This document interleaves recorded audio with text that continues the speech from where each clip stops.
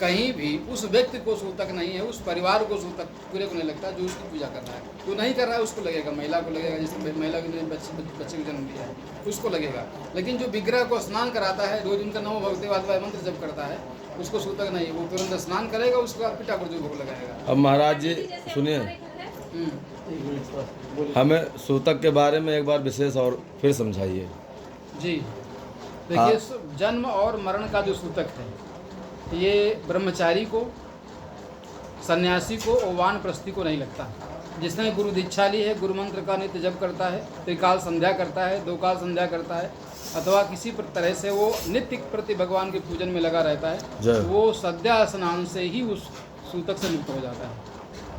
और इस विषय में हमने आपसे जानकारी इसलिए ली है जी कि अभी बीच में हम कुछ उलझनों में फंस चुके थे, जी, तो आज भी भगवान का ही माध्यम है जो आपके द्वारा ये निवारण संभव हो गया है, और मतलब हमारा संशय भी खत्म हो गया इसके है। प्रमाण हैं।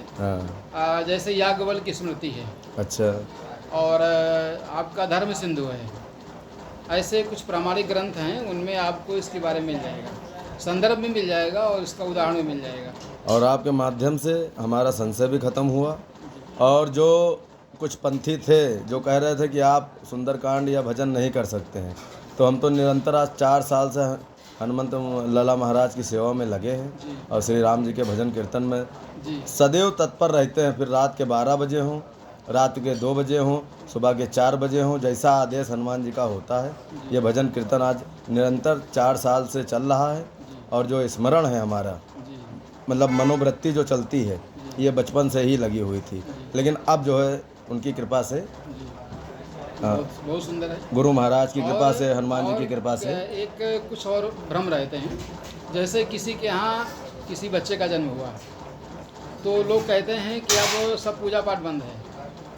अब यहाँ एक प्रश्न आता है कि जैसे ठाकुर जी को नित्य भोग लगता है, हम इष्ट की नित्य आराधना करते हैं। हाँ, करते हैं। तो अपने लिए तो हम भोजन करेंगे ना। हाँ, हम तो न जलपान करना बंद करेंगे, न भोजन करना बंद करेंगे, तो ठाकुर जी का भोग क्यों बंद होगा? सही है, सही है, सही है। तो उनका अगर, हाँ, आप मन से संतुष्ट नहीं हैं, आपको ऐसा लगता है कि मैं ऐसा नहीं कर सकता, तो आप व्यवस्था करिए, किसी कन्या से करवाइए, किसी आचार्य से करवाइए, लेकिन वहाँ पर किसी प्रकार का पूजन बंद नहीं होगा। उस घर में चाहे जन्म का सूतक हो और चाहे मरण का सूतक हो, ये शास्त्र द्वारा प्रमाणित है। बहुत बढ़िया महाराज जी, और आपका कोटि कोटि धन्यवाद। और यह वीडियो जो आपकी हमने बनाई है, बस अपना तो संशय हमने ख़त्म किया है। अब जो बचे कुचे हैं कुछ लोग जो कहते रहते हैं या बताते रहते हैं। और इस बीच में थोड़ी चीज़ और मैं जोड़ूंगा। इस समय पितृपक्ष चल रहा है। हाँ, पितृपक्ष का जो एक भ्रम व्याप्त है समाज में कि सबसे अपवित्र दिन है।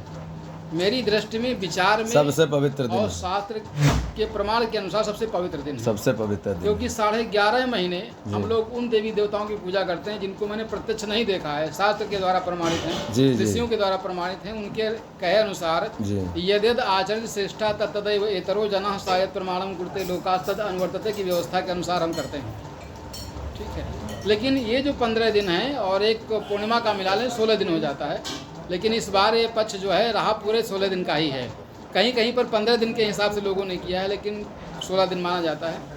तो इसमें भी इसी तरह का जो संशय है उसको दूर किया जाना चाहिए। और पितृपक्ष में जो लोग गया श्राद्ध करने जाते हैं, तो गया में वास्तव में श्राद्ध जीवित का होने का विधान था। जीवित व्यक्ति का श्राद्ध होने बहुत विशेष बात है भैया, जिन तक पहुँचे जरा ध्यान रखना। और क्योंकि विशेष से समझ लीजिए कि जिन्होंने जीवित श्राद्ध कर लिया है, जैसे हम जा करके कहीं पर अपना श्राद्ध कर देते हैं, जी, तो मेरे लिए किसी प्रकार का कोई सूतक मान्य नहीं है।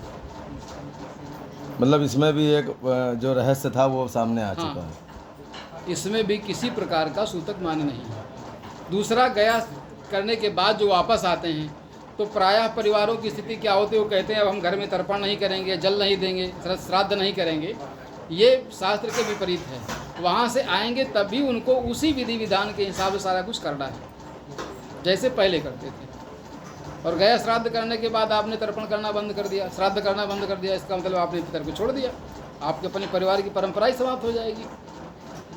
सत्य है। तो वो सब करना है आपको। आप अपना शुभ नाम भी बता दीजिए। मैं पंडित राजेश शास्त्री, ज्योतिष एवं भागवताचार्य, ओम ज्योतिष अनुसंधान केंद्र से हूँ मैं।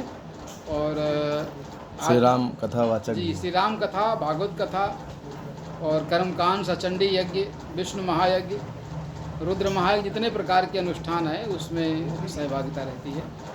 और YouTube के माध्यम से सभी से कहना चाहेंगे, और विशेष फेसबुक और YouTube और इंस्टाग्राम कि अभी तो कार्यक्रम धीरे धीरे सब बाबा के आशीर्वाद से चल रहा है और जुड़ रहा है, और ज्ञानवर्धक बातें जहाँ भी हों तो उनको तुरंत कैच कर लेना चाहिए, उनको बसा लेना चाहिए मनोवृत्ति में, अपने मन मस्तिष्क में, कि आगे आने वाले पीढ़ी को अगर हम ना समझा सकें तो यह वीडियो दिखा करके किसी अन्य व्यक्ति को बताया जा सके कि कब कहाँ किस तरह क्या कार्य संपन्न होना है और होना चाहिए, और शुद्ध है या अशुद्ध है। बस कुछ कुछ वीडियो का माध्यम यही होता है कि जो लोग संशय में कुछ पड़े हुए हैं या फंसे हुए हैं उनका संशय खत्म किया जाए। आज की जय श्री राधे, जय जय श्री राम, जय सीताराम।